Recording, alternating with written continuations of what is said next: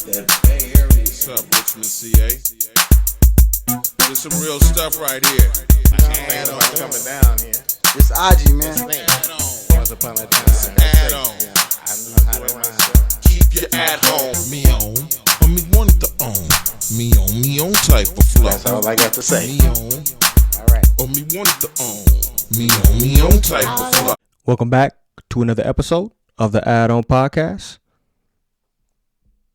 Right back at you with another episode. Obviously, let's talk about the NBA draft. I didn't watch it, of course, but I definitely kept it up. Before we even touch on that, let's touch on some of these trades that went on.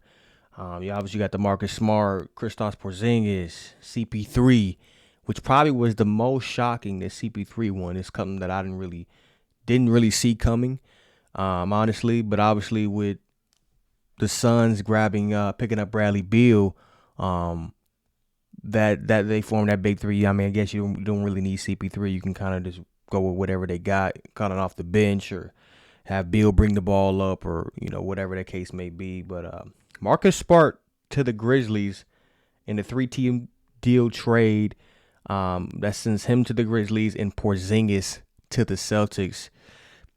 It also involved Golden State with that trade as well. And my thoughts on that one is definitely with the Grizzlies not having Dylan Brooks, not having that real defensive guy. And I think people tend to forget, because the whole I poke bears and that whole thing, I think people tend to forget that, he was actually a pretty solid defender, Dylan Brooks. I just think that, he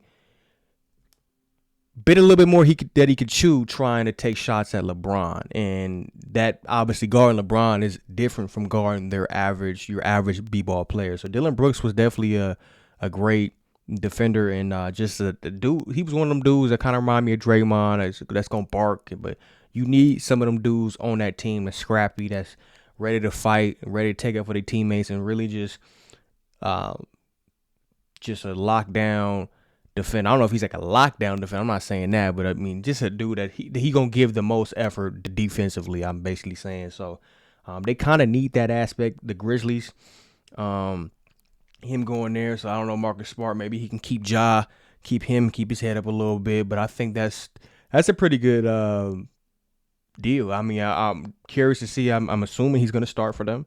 But the Grizzlies, they had a nice team. They just do a lot of talking. But they have a nice team with Ja, and Steven Adams didn't even play that series against the Lakers either. I'm not sure if that would really made a difference, but obviously him banging with AD definitely could have been the difference in the series, and it had gone 7 games or not. But Marcus Smart, I think that he's like a little, I don't know, Marcus Smart. I mean, he can knock down a couple threes here and there occasionally. He's not your traditional point guard, but I don't think they really need him to.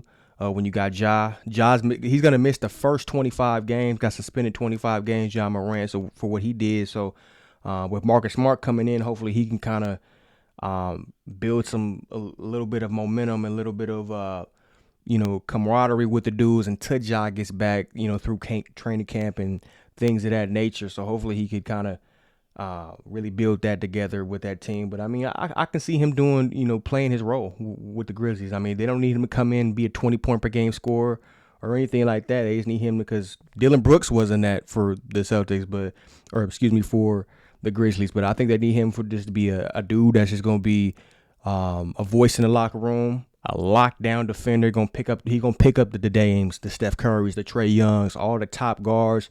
Marcus Smart is going to take care of that. So I think with that, I mean, I really do like that aspect of it for sure. And I'm curious to see kind of what he's able to do and help that team Grizzlies. How far can they go? First round, second round, Western Conference playoffs. We don't know because the West isn't getting any easier. I mean, you're seeing all these things with the Suns that they're doing, and who knows with Kyrie. Is he going to stay? We don't know. It might be a blockbuster trade tomorrow. Such and such, Lakers send this to the Mavericks for Kyrie. Anything can happen with these trades, so you really don't know. And then Porzingis to the Celtics. How I feel about that one is kind of tricky because I feel like Porzingis, they call him the unicorn. The dude is like what 7'3", 7'4", long, athletic, can shoot, do all these different things. But I feel like after his injury, I don't really think that Porzingis has been the same. Because I saw the dude with the Knicks, they were booing Porzingis on draft night. I remember that. They were actually booing that dude. But once he started playing, was an all-star, averaging over 20 points per game, dunking on folks, then all the Knicks fans want to, try to gravitate and be a fan of him now. But I think once he had that injury, obviously kind of went from I don't know how many teams Porzingis actually went to. Has he been to 2, 3? Probably bounced around a few times. But Porzingis, I like the dude, but I don't think that since that injury he had, I think he tore his ACL or MCL, one of those, he's been as dominant as he was his first couple years in the league. I think he's now more so just kind of a spot-up shooter. He'll block shots occasionally, catch lobs, but he was doing a lot more like posting up, shooting the mid-range, taking you off the dribble. He was doing a lot more with the Knicks, but I just haven't really seen that Porzingis, and I don't know if he just doesn't feel right having the same explosiveness from that knee. Does he like? I don't know why he kind of switched his game up like that. He can for sure shoot threes. He can for sure shoot threes and for sure stretch the floor. And I think that's probably what the Celtics needed. Like, there was no way that he should have beat them. But I mean, because Jason Tatum is not the best 3-point shooter. He can make threes. Jaylen Brown isn't the best 3-point shooter. He can make threes. But I mean, having a dude like Porzingis being able to stretch the floor, like I said, block shots, and he can occasionally get to the cup, but I just haven't over these past couple of years, just haven't seen Porzingis post up as much, as he used to. Like I said, he was doing a lot with the Knicks, but who knows? Who knows if you don't really know. Like on paper, like I said, Marcus Smart to the Grizzlies sounds good. On paper, Porzingis to the Celtics sounds good. Well, we don't really know how it's gonna play out until we actually see them play. So, I have a thought of kind of what to expect, but I'm gonna have to see kind of how they use them. Are they just, like I said, are they just gonna use him just to be a spot up shooter, or are they gonna have him defend and actually try to get him some post ups and try to get back to that old Porzingis, that old unicorn of old? I mean, he still is the unicorn. He's just like, I think they got a new dude coming into town. This dude Wembanyama, that dude is. We gonna get to him, but he's something. He's something else, Actually, we'll get to him right now. Sure, we'll get to him right now. Victor Wembanyama, number 1 pick, drafted number 1 all today at the time of making this podcast to the San Antonio Spurs, and this is a draft prospect we've probably never seen before. A dude 7'5", can shoot like KD, get to the rack, shoot threes, shoot mid range, block shots, dunk, athletic as heck. There's really no weakness in this dude's game. He's not the most of style. You don't got Giannis build or Shaq's build or like a big dominant player, but I don't think that's really going to hold him back at all because he's not like a Chet Holmgren. I think Chet Holmgren, obviously, he's a couple inches shorter than Wemby, had some injuries and was kind of getting bullied around. You could tell a little bit in summer league. I don't think Wemby. I think he's skinny, but I don't think he's just gonna get bullied by anybody. I mean, he might. Of course, everybody's gonna get dunked on at some point, but I don't really see that. He's skinny, but once he grows into his man body, I mean, how old is Victor? Probably like 19, 20. Like the dude is super young, and I think the sky's the limit for him. Like he can just continue to get better and better. That dude is a freak of nature. I mean, LeBron calling him an alien. LeBron James called this dude Victor Wembanyama an alien. Like we've never really seen that before. Like people talking about he might be the best number 1 draft pick or the best draft prospect ever. I mean, I'm not gonna get into that. I'm not gonna debate that today. But he's up there. Like I said, man, 7'5", can handle that. Probably the most impressive thing for him is just how fluid his handle is being that tall. I'm not even gonna lie to you. I think Wemby probably has a better handle than Jaylen Brown, and I'm not even lying to you, man. Like if you really watch and you kind of watch Jaylen Brown and see how many times he kind of turns the ball over, just doing a simple between the legs, and that's kind of what hurt the Celtics. Like, bro, work on your handle in the offseason. Like Jaylen Brown, he got so much talent, and I'm not just saying it. Shannon Sharp had the same thing. Like, work on your brother, like Jason Tatum. Even that dude, he got the heads, he the crosser. I don't never see JT turn just flat out turn the ball over off of dribbling through the leg. But I see that happen to Jaylen Brown all the time. And then I haven't watched a whole lot of Wemby besides highlights. So I haven't like really watched like just a full game live of him. Not too many, but from what I've seen, like he's very fluid. Like I said, his handle can shoot the three, can shoot the mid range, can dunk on you, can block shots, rebound. Like this dude might turn out to be. I don't want to put too much pressure on him, but I mean, I'm calling it right now. He's got to be a Hall of Famer. He's gonna have to be. Like for him to be drafted this high and all the hype around it, for him to live up to it, barring an injury, I don't see him not being a Hall of Famer. I mean, is he gonna be the next Tim Duncan? Is he going to be even better than Nikola Jokic? Because Jokic is probably already, top 40, top 50 now. Two-time MVP, NBA champion. We already know what Jokic did. But I hope the league, too, like doesn't put too much pressure on him in the media, like for him to come right in and just expect him to be super, super dominant. Because what he did, in France and all the other stuff is cool, but you go into the NBA. It's just the hardest league in the world to play in as far as professional basketball goes. So, like, I mean, I don't want how much should he average his first year? Being his how much he's already been playing against pros and things of that nature. I mean, I say a good 18 to 22 points at least to average his first rookie year. Like, I mean, I hope they don't put too much pressure on this dude. Just like as far as the numbers go and the percentages, and just he got to get a feel of everything. But I really hope he does stay healthy. Because a lot of tall guys like that always have some type of foot problem or knee problem, because just a lot of height and weight coming down. Obviously not like Zion, not like that type of weight, but like hopefully he can stay healthy, doesn't have any major injuries throughout his whole career. But I'm excited, man. This dude is like I said, we talked about Porzingis, about how him, but even when Porzingis first came in the league with the Knicks and was doing all that, he's like 7'3". Wemby, he's 7'5", but he's still more athletic than Porzingis. He was more dominant, more skilled. So this is like a dude we've never seen before. Like I said, KD 6'11", 7 foot. He wasn't no Wemby coming into the league though. That's the thing. So I mean, This will definitely be interesting to see how this plays out, but definitely deserved it. Number 1 overall pick. Happy for him. Scoot, I thought he was gonna go second. He ended up going third to Portland, which makes me think: is it time for Dame to leave? I think so, man. Like I know you want to be loyal. Loyal, but I think at that point in time, I feel like the only person that has worked for staying loyal to one franchise is not one. I can think of a couple people. Obviously, Steph, Giannis. Giannis' first couple years in the league, they wasn't doing nothing, but he stayed loyal. Already got his chip. Jokic, his for a couple years, they weren't really making the playoffs. Now look at him, he's a champion. So Steph, Giannis, and like I said, those are the only 3 players I can think of off the top who already won a chip, but I think are going to finish their entire career with that same franchise.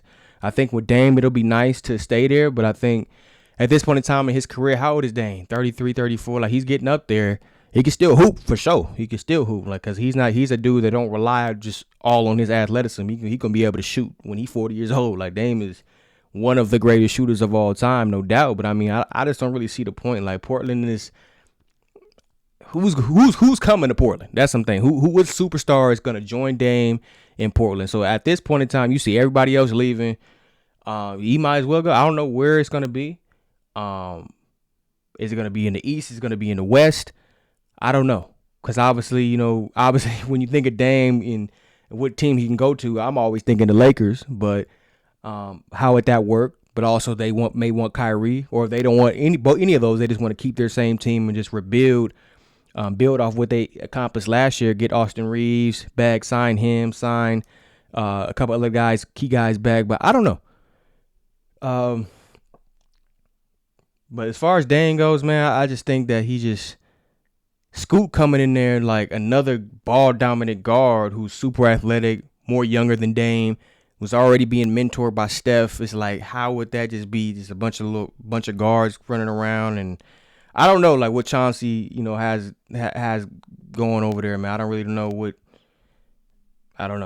This will be something to watch, to keep, like I said, all these different teams and see what they do, because Dame can just disregard anything I just said or anything everybody else been saying. He could just stay in Portland, ride it out, and be that one superstar who stayed loyal but didn't win no ring, but always has an excuse. Well, I didn't join different teams like LeBron and KD and all these other cats, and they weren't bringing me other key guys like Steph had, and which is a point, because I'm thinking, who's the best player that Dame has ever played with?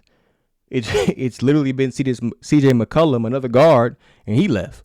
So it's like he really don't got much to work with. But if I'm saying, since they're not bringing nobody to Portland, it might just be a time to, say goodbye. And honestly, if I was a Portland fan, I wouldn't even be mad. You can't even be mad if Dame does decide to leave. Like, what he's been able to do for that franchise, like take them to the few playoffs like that they have been to over the last couple years and stuff. When he's healthy, putting up the numbers he does, always staying low up until this point. If he decides to leave, he didn't deliver a chip, of course, but can you really be mad or burn a jersey of a dude like Dame? He's humble as heck. He's a hardworking dude, and he's been loyal, been trying to recruit other guys to come there. Well, I don't know if he's been trying to recruit, but I mean, like, honestly, if I was a Blazer fan, if he decides to leave, I mean, I wouldn't be mad. I'd be like, man, at the end, as much as I want to keep Dame here, he deserves the ring. And I think he's one of those dudes who deserves a ring. I think Russ deserves a ring too. It just didn't work out with the Lakers, and I don't know if it's ever going to happen. But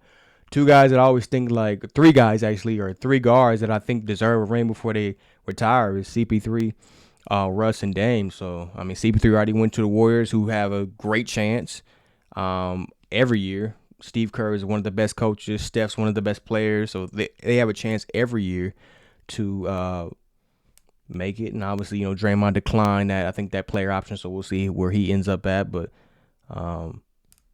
yeah, those are just my thoughts on that, man. It's crazy. But I think the biggest out of all these trades was the CP3 trade to Golden State.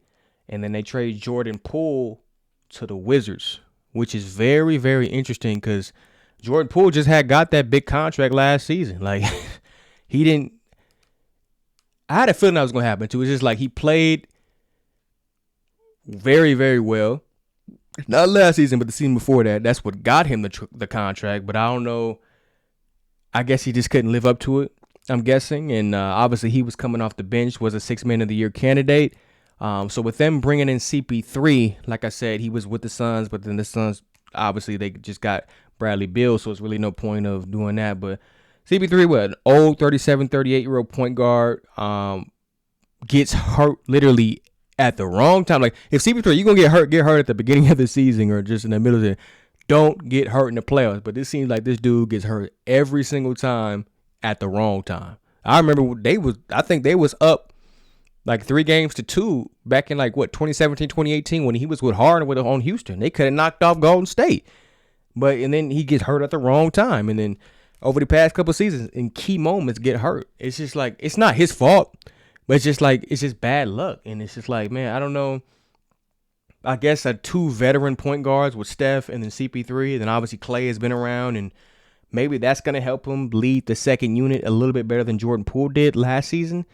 I don't really know. I feel like you get a lot from CP3 as far as vocally, given his at least trying to play defense. He's not going to guard nobody at his age, but at least trying to.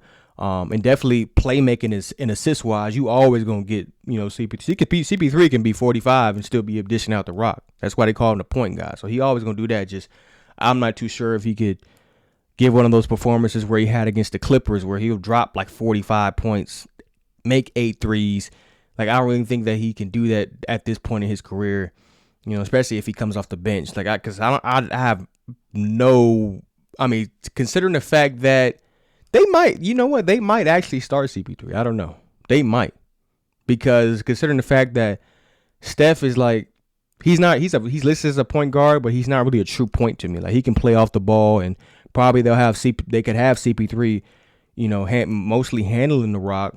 And kind of playing like a smaller version of LeBron, where he just running the offense, kicking it out to shooters, Steph, Clay, them cats. Even DiVincenzo was impressing me against the Lakers. He was knocking out a lot of threes. So I think DiVincenzo was a nice little role player, but they ain't really got many. Kevon Looney is just a rebounder. He's very crucial to the team, but he's not going to really give you much offensively. And I don't know what the heck is going on with Kuminga. I thought he was going to be doing way better. Is he even still on the Warriors? I forgot. But it's going to be interesting to see, man. I think I'd love to see CP3 win a ring. I think he's one of those, like I said, one of those players who I want to see win a ring before they retire.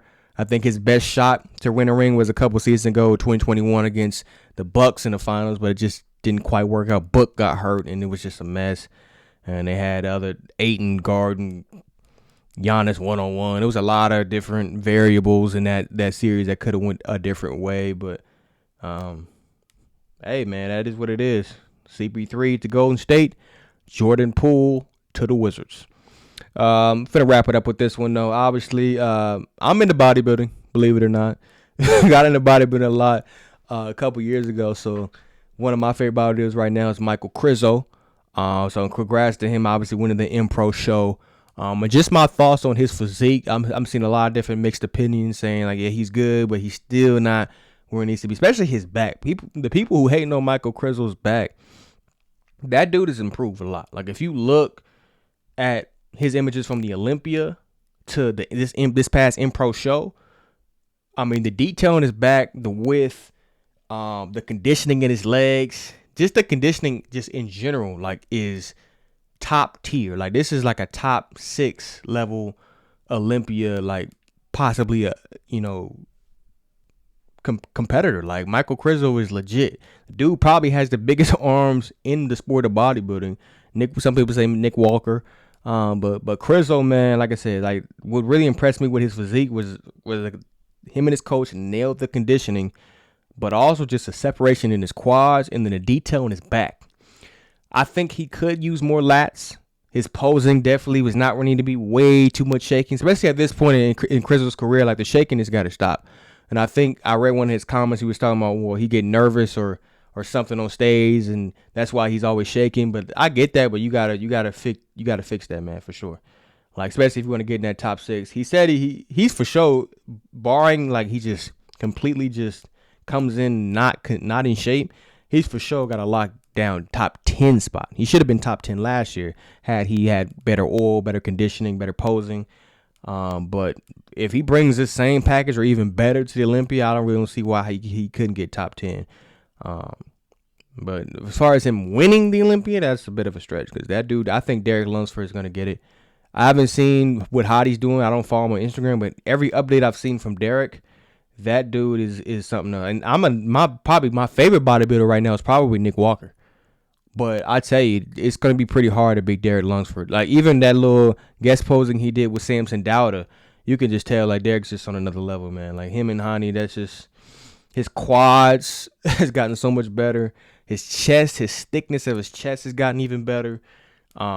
His arms has gotten better. Like he's just flatter. He's really packed on 5-10 pounds of pure, just actual pure muscle tissue. Like not fat. Like this is once he, obviously carbs down, and actually get dieting down for the Olympia. You're gonna be able to see like this dude got it. Not just from the rear, like from the front too. Derek Lunsford is going to be pretty hard to beat. So, I mean, everybody's going to be coming with it. But like I said, I just wanted to touch on Krizo and his Impro Classic. I'm definitely impressed with him. And I don't know. Because even, like I said, even going back to Hunter Labrada, even he looked great at guest posting. So, it's just so many different guys that can just pop up out of nowhere. So, I don't know if Krizo can crack that top 6. But I think after that Impro show winning, I think he's a for sure solid top 10. So I'd definitely love to see him and keep seeing him make progressions. But yeah, you guys, that wraps it up. You guys comment down below. Give me your thoughts on all these, these draft trades. What's your thoughts on the NBA draft?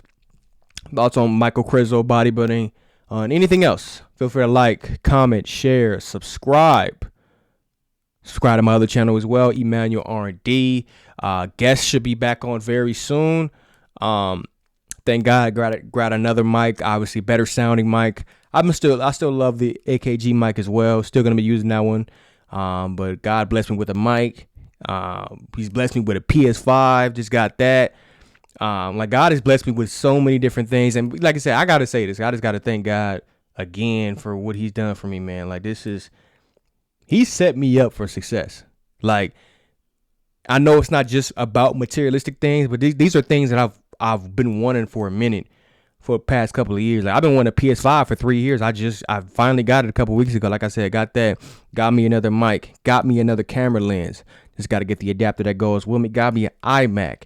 Like, God is blessing with all these different things, materialistically wise, but also not even just that, just with what he's doing just in my life in general, with just surrounding people around me who's gonna guide me to get to the promised land, get to where I want to be at. He lowered the subscriber amount that you got to get to monetize. You used to have 1,000 subscribers to get monetized.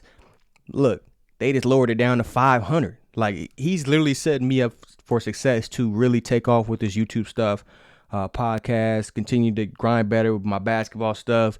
Like, I couldn't be in any more better position than this. I used to always complain, like, man, I need this, I need that, I need this, why haven't I got this shit, and why aren't I not already famous, and this and that. But like, God is showing you, man, be patient. He gonna provide you with all these different things, so it ain't no excuses. And from this point, it's just like, you got to do you, but put God first, of course. And that's one thing I got to do better at, and will get better at. But I think once I do that, and just get, like I always said, I think even, like I said, even my dad always told me, he used to tell me, I used to look at him crazy. He's like, you got the physical, you just ain't got the mental. And that's real. Like, I think that's just what I'm getting into, and really getting into the flow. Like, man, it's really about this mental aspect of it. Because I mean, I'm gonna have the physical, I'm gonna work out, I'm gonna play ball, I'm gonna do this. But once I really get the mental down and find out to use your spiritual gifts and apply that to your podcast and with everything else you do, I'm gonna be unstoppable. So I'm just thankful for what God has done for me, man. And I know this journey to building this podcast up, my YouTube and everything else, is really gonna be a great sight to see, man. So yeah, thanks again, God. But yeah, make sure you guys like, comment, share, subscribe, and I'm gonna see you guys next podcast.